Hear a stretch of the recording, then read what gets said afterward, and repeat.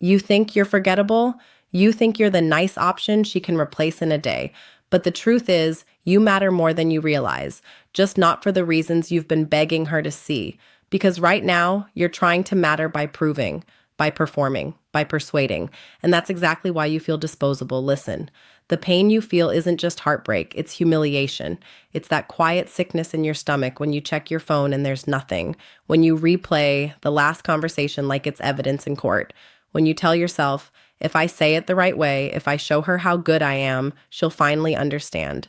You think love is a debate. You think connection is something you can negotiate. But attraction doesn't respond to pressure. Respect doesn't respond to pleading.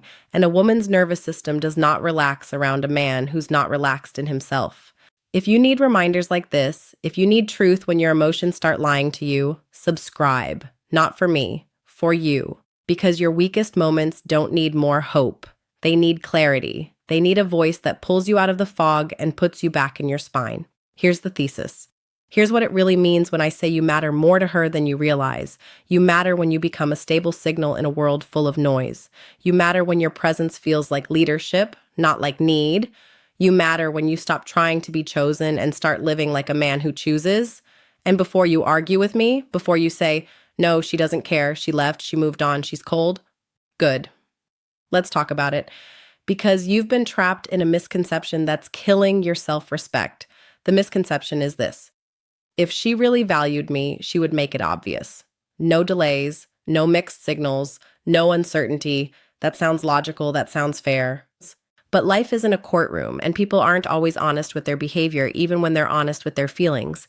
Here's the hard truth. Women often feel a man's value before they admit it, sometimes even before they understand it themselves. They can sense what your presence does to them. They can sense what your absence exposes in them. But if you're chasing, if you're overgiving, if you're always available, you don't feel valuable. You feel convenient. And convenience is the fastest way to get taken for granted. Why does it happen? Root cause.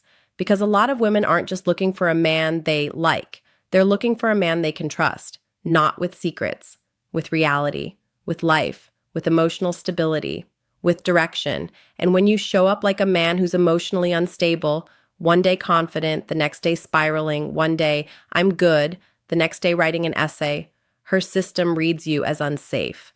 Not unsafe like you're dangerous, unsafe like you're ungrounded. And what does a woman do when a man is ungrounded? She tests. She pulls back, she watches, she waits, because her instincts are scanning for one thing. Is this man led by purpose, or is he led by me? If you're led by her, she can't rest. She can't respect it. She can't fully surrender into it, because now she has to be the leader, and she didn't sign up to date her own emotional project. Let me say it clean. When you make her your center, you make yourself a question mark, and nobody commits to a question mark. Now here's the part you need to hear, the part your ego fights. You've been trying to matter by shrinking your standards. You've been trying to matter by absorbing disrespect and calling it patience. You've been trying to matter by being understanding when what you really are is afraid. That's called self-betrayal. That's called emotional outsourcing. That's called trying to earn what can only be inspired. You stop setting boundaries. You stop speaking plainly. You stop walking away when something doesn't sit right. You stop being a man. You become a service provider with feelings, and you wonder why you feel invisible. Now, I'm not here to villainize her. I'm not here to tell you women are evil or that you need to play games. You don't need games. You need gravity. You need self-respect so heavy it changes the room when you enter it. Because here's what it costs when you don't fix this. And I want you to feel the cost, not to shame you, but to wake you up. It costs you your peace. You start living on notifications. It costs you your identity. You become the guy waiting. It costs you your voice. You start editing yourself to keep her. It costs you your mission, your work, your body, your friendships, your growth. Everything gets pushed aside so you can babysit a connection that doesn't feed you back. And here's the brutal part. It costs you the very thing you think you're chasing. Because the more you chase her approval, the less she can feel your value. Not because she's cruel, because value that's always available doesn't register as value. It registers as need, and need is heavy. Need is pressure. Need is a silent demand that says, please don't leave me, because I don't know who I am without you. No woman wants to be the oxygen mask for a man who refuses to breathe on his own. Now reframe. This is where your power comes back. You matter to her more than you realize because you are not just a guy. You are a mirror. You reflect back to her what kind of woman she becomes around you. Around the right man, she feels softer without feeling stupid. She feels protected without feeling controlled. She feels seen without being chased. She feels wanted without being needed. That combination is rare. That combination is addictive. That combination is what makes a woman think about you when you're not there. But it only happens when you embody it, not when you beg for it. You've been measuring your worth by her immediate behavior. A text, a tone, a delay, stop. That's how teenagers measure love. That's how anxious people measure safety. A mature man measures love by patterns, by alignment, by reciprocity, by how his life feels when he's connected to someone. Clear, calm, expanding, or tight, confusing, shrinking. Because the truth is, if she is inconsistent with you, it doesn't automatically mean you don't matter. Sometimes it means she's fighting the part of herself that knows you're not a toy. You're not a maybe. You're not a man she can half love and keep on standby. And that scares her. Why? Because a man with standards forces decisions. Your presence forces honesty. Your absence forces her to face the emptiness she used to fill with attention. That's called contrast. And contrast is what wakes people up. When you're always there, she can't feel the difference between your presence and your absence. When you're always available, she can't feel the weight of losing you. When you keep returning after disrespect, she can't believe you have a spine. So no, you don't matter because you're nice. You matter when you're clear. You matter when you're steady. You matter when you're the kind of man who can love without losing himself. Let me paint the archetype for you, because you need an image of who you're becoming. The man who wins here isn't loud. He isn't desperate. He isn't trying to dominate anybody. He's grounded. He wakes up with a schedule. His body has discipline. His money has a plan. His mind has order. He doesn't say yes to everything because he's not starving for approval. He doesn't keep endless emotional conversations to prove he's different. He shows he's different by how he moves. When he texts, it's simple, clear, no fishing, no bait, no paragraph that secretly asks, "Do you still like me?" When he leads, it's not performative, it's natural. This is what we're doing. If you're in, great. If you're not, no hard feelings. And when something crosses a line, he doesn't explode, he doesn't punish, he names it calmly. And if it continues, he leaves, not to teach her a lesson, because he respects himself too much to live in confusion. That's the man a woman can't play with. Not because he's scary, because he's solid. He doesn't need to control her because he controls himself. He doesn't need to chase her because his life is already moving. And here's the psychological punch. A woman may get attention from 100 men, but attention doesn't equal impact. Most men feel like noise. They try too hard. They compliment too fast. They promise too soon. They attach before they even understand who she is. But a man with self-respect, he creates silence in her mind. The good kind, the kind where she hears herself, the kind where she starts asking, why do I care what he thinks? The kind where she notices he didn't react, he didn't beg, he didn't chase, he just stayed himself. That's called emotional leadership. Now let's get practical, because motivation without direction is just another high you crash from. Do this. And do it like a man who's done being confused. Stop auditioning. If you're constantly trying to prove you're worthy, you've already decided you're not. Stop over-explaining. If it takes a 10-minute voice note for her to understand your basic standards, she's not confused. She's comfortable. Stop being cool with what hurts you. That's not maturity. That's fear wearing a suit. Redirect your energy into your core. Not to make her jealous. Not to win. To reclaim. Get your sleep right. Get your training consistent, get your work handled, clean your space, fix what you've been avoiding, because the strongest signal you can send to a woman isn't a message, it's a life. Then speak with clarity, not intensity. Clarity. If you want to see her, say it. If you don't like something, say it. If you're not interested in casual confusion, say it. And say it without threat. Without sulking, without negotiation, because the goal is not to force her to choose you. The goal is to show her what choosing you actually requires. That's called standards. Now here's the sequence that changes everything in real time. Listen closely. You initiate with intention, not anxiety. You offer, you don't beg. You set plans, you don't set vibes. You watch behavior, not words. You reward reciprocity, not potential. You walk away from disrespect the first time it shows a pattern. You do not return to confusion just because you miss her. And if you're thinking, but what if I lose her? Good.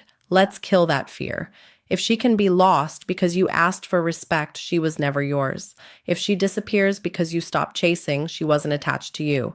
She was attached to the attention. If she only stays when you shrink, then staying is not love. It's control. That's called conditional connection, and it will drain your soul. You don't need a woman who chooses you when you're weak. You need a woman who respects you when you're strong. And yes, strength includes tenderness. Strength includes accountability. Strength includes emotional honesty. But strength does not include self-abandonment. Now, let's address the part you don't want to admit. You've been addicted to the possibility of her, not the reality. You've been living in fantasy. You remember the good days, the chemistry, the look she gave you, the way she used to be, and you keep trying to resurrect that version of her like it's your job. It's not your job. Reality is what she does now. Reality is how she treats you now. Reality is whether she meets you with effort now. If the reality is inconsistent, you don't fix it by trying harder. You fix it by getting clearer. Because here's a truth that will save your life. Desire cannot be convinced. It can only be revealed. You can't talk a woman into feeling safe with you if you're not safe with yourself. You can't talk a woman into respecting you if you don't respect your own boundaries. You can't talk a woman into choosing you if you're still choosing her while she's undecided. That's called chasing uncertainty. And it's a losing game. So why do you matter more than you realize? Because when you finally stop begging and start becoming, her mind will do something interesting. It will compare. It will contrast. It will remember what it felt like to be around a man who didn't need her to be okay. And if she's healthy, she'll come closer. If she's not, she'll resist. She'll test. She'll try to pull you back into the old dynamic where you chase and she receives. That's your moment. Not to punish, not to manipulate, to hold the line, to say with your behavior, I like you, but I won't lose myself for you. To say, I'm open, but I'm not available for confusion. To say, if you want access to me, you bring clarity. And the moment you do that, you become unforgettable because most men can't. Most men fold. Most men chase. Most men talk big and act needy. Most men have no standards until it's too late. But you're building something different. Let me give you a hard, clean definition. A man is not measured by how much he can tolerate. A man is measured by what he refuses to tolerate, because your boundaries are your self-respect made visible. Now, if she's already gone, if you're in that phase where you feel like you lost her, hear me. This is where your mind tries to make you desperate. It tells you, one more message, one more explanation, one more apology, one more reminder of what we had. Stop. Silence is not weakness when it comes from self-control. Silence is power when it comes from self-respect. You don't go quiet to make her miss you. You go quiet because you're done leaking your dignity. You go quiet because you're back to building your life. You go quiet because you're not going to chase someone who isn't choosing you. And ironically, that's when you become loud in her mind, because now she has to deal with what she used to distract herself from, the reality that you were a steady presence, a standard, a man. And if she reaches out, this is where you don't relapse into the old you. You don't punish. You don't pour your heart out. You don't pretend you weren't affected. You stay calm. You stay clear. You let her show effort. You let her show consistency. You let her earn access because you're not a shelter for chaos anymore. You're a home for peace. Now listen to me, because I want this to land in your chest. Your value is not up for negotiation. Your worth is not determined by her readiness. Your presence is not a charity. You are a man with a life, a mission, a spine. And when you act like that, you change the whole game. You don't hope she sees it. You don't wait for her to understand. You live it so loudly through your discipline, your standards, your calm, that whether she returns or not becomes secondary, because you didn't do this to keep her. You did this to keep you. That's the identity reset. You are not the guy trying to matter. You are the man who decides what matters. You stop chasing closure. You become the closure. You stop begging for love. You become the kind of man love can't play with. You stop asking, am I enough? And you start asking, is this aligned with who I am? And when you get there, you win either way. If she rises to meet you, you build something real, because it's built on standards, not fear. If she doesn't, you don't collapse, because your life is bigger than one person's uncertainty. That's what masculine self-respect looks like. Not arrogance, not coldness, presence, direction, boundaries, calm power. So the next time your phone is quiet and your mind starts screaming, remember this. Your silence is not emptiness. It's space. Space for your purpose, space for your clarity, space for the version of you that doesn't beg. And if you needed this, subscribe, because this channel isn't here to make you feel comfortable. It's here to make you dangerous to your old habits and loyal to your future. You're not alone in this. You're with men who are choosing truth, choosing standards, choosing self respect. You are the answer. Now act like it.